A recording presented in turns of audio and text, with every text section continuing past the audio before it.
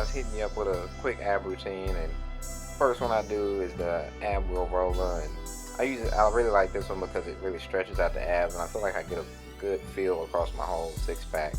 So I usually do 10 to 20 reps for this one.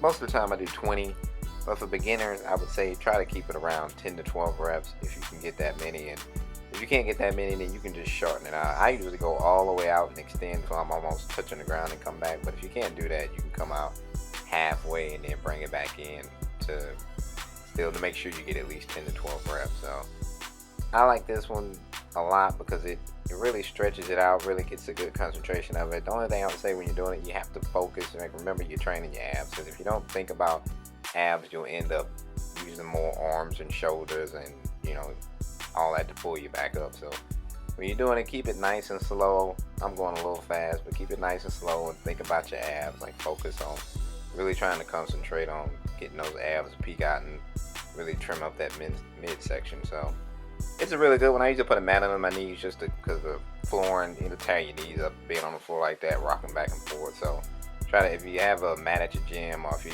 do it at home, definitely put something underneath your knees because that floor will definitely chew your knees up.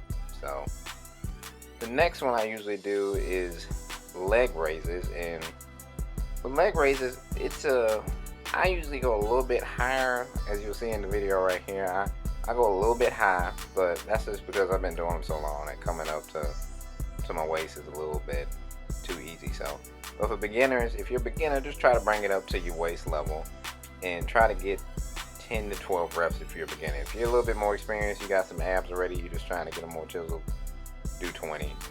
I usually do 3 to 4 sets on leg raises, usually about 3. I don't want to do too many, I don't want to make my hip flexors sore, so I usually do about 3 sets. If you want, you can do knee raises. If you can't do leg raises, just do knee raises. I got an example of it right there.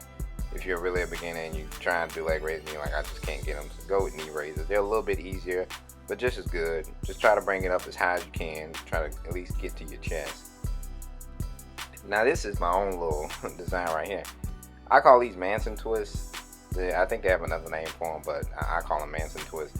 And what I do here is I do 30 seconds. I wait for the clock to get on 12 or 6 and I start and I go for 30 seconds straight. I'll take a 30-second break, then I'll do another 30 seconds of it. So it's like circuit training kind of stuff, you're getting a break. And what I'll do is I'll do 2 sets of manson twists and then I'll do in and outs. And when I do the in and outs, I'll put the ball over the top of my head. But right here, what I try to do is when that clock gets to 20 seconds, I try to straighten out my legs as much as I can and hold it for the last 10 seconds. You don't always get as straight as I'd like them to get, but basically at the end of it, you're trying to get that is your legs as straight as you can, because when you're doing it, your legs are going to droop, droop, droop. That's why I do this on a little bit of an incline, so your feet ain't dragging the floor, but I try to keep them above waist level. But keep your eye on the clock. When it gets to 20 seconds, try to straighten them legs out, kick them straight out in front of you to get that last minute burn. For beginners, I would say don't use a ball, just use your hands. 30 seconds, you don't need a medicine ball. That's a 10-pound medicine ball, but for beginners, you don't need a medicine ball, just use your hands. But 2 sets of those, take your 30-second break, and then get you the in and outs. And the in and outs, that's up to you. A beginner, you might be able to do it with weight, but usually if you're a beginner, you won't need weight. You can just do it with your hands. I keep my hands up in front of me, but if you're a beginner and that's too hard, you can put your hands down on the floor, on the mat, whatever you're on, to hold yourself up, stabilize yourself, make it a little bit easier.